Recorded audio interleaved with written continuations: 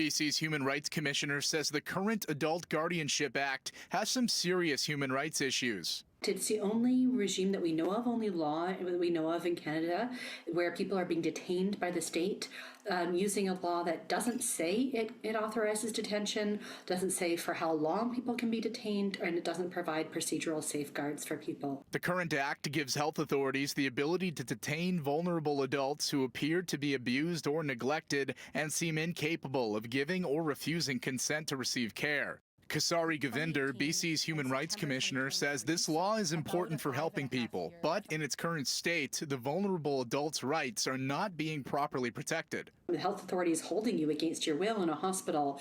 You should have the ability to understand, or given the information you need to understand why you're being held there. According to the report, 300 people were detained by the province's health authorities and Community Living BC between 2018 and 2023.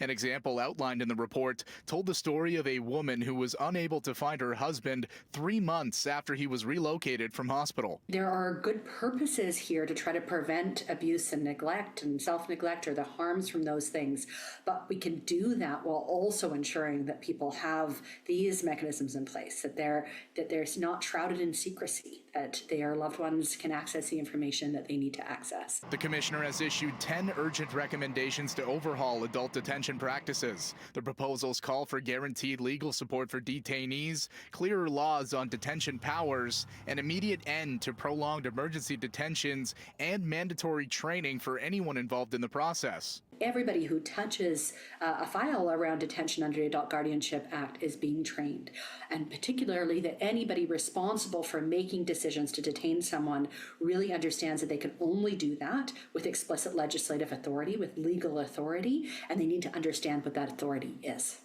Govinder says that every health agency has agreed to all the recommendations, and they should be enforced by 2027. In Vancouver, Sadowski, City News.